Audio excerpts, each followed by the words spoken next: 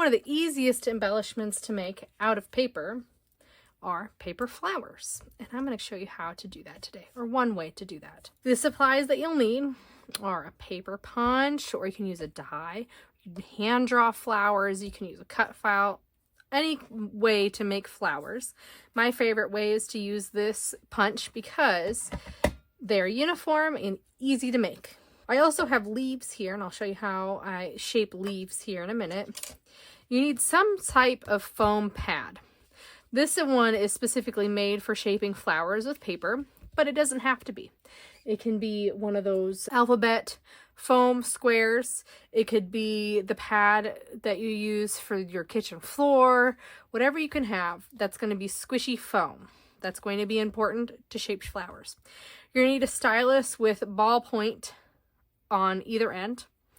I prefer the bigger one. There's even larger ones out there that you can purchase. I got this from the Dollar Tree. Doesn't need to be anything fancy. And then a hole punch. I use the hole punch in order to make the center of my flower, because that way I can use whatever paper I have. This video is from the 12 by 12 Cardstock Shop, so I am using their paper and it works wonderfully when shaping flowers.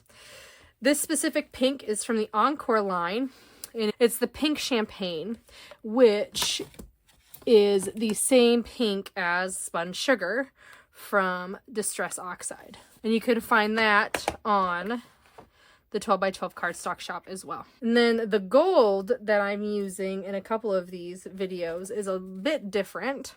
I did a sampler video a couple months ago of picking out the golds so that I can experiment where you don't have to figure out which flowers are the best for shaping. So I have all of the flowers that I've used. This is Mira Matte Lava. You can see it kind of has a gradient on there.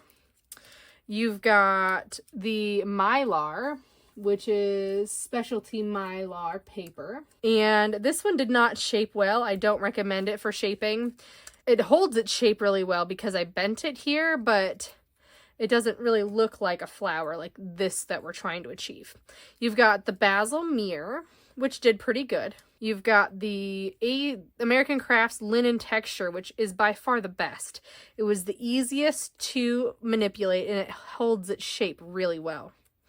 Then you've got the Miri Brushed Gold, which holds its shape as well. Wasn't as easy as the American Crafts. The Basil Matte. This does not look good with shaping flowers. You can kind of see all the bends and folds, and I don't really like that. And then you've got Miri Mirror. So I think out of the ones that I like the best, the easiest one was American Crafts, and it's holding its shape really well. And then the Mirror cardstocks did really well as well.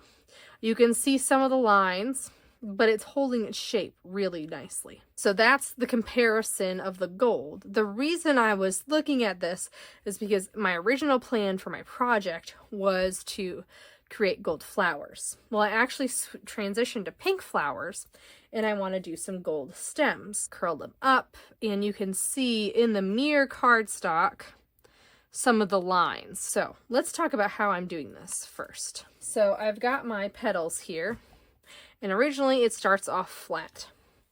Whatever you want as the front of your flower is going to go on the foam. You're then going to use your stylus to pull the petal inward, and you're going to press down with pretty good pressure. And this pressure is going to make it so that the leaves want to curl in. So that's how we get that kind of loop, and why on this one it does not look so good. It really shows every kind of mark that you make, which is okay if that's what you're looking for, but that's not what I was looking for. So then you can see the marks, and that's okay, but they're not as noticeable on the pink. And then all I do is I just push down pretty hard on the center, so then it wants to curl. And I can use my fingers to adjust it, all that kind of stuff. And then I make a second one and I layer it right on top, just like this. Then I take my hole punch, I punch out my gold, and I make the center. So easy peasy. Now the leaves, similar concept. Instead, this time I am going to use my stylus on the gold side because I want them to pull this way. Now note, on the gold, you are going to see every mark you make. So take it nice and slow. I first go down the middle, just with one line, like the stem of your leaf.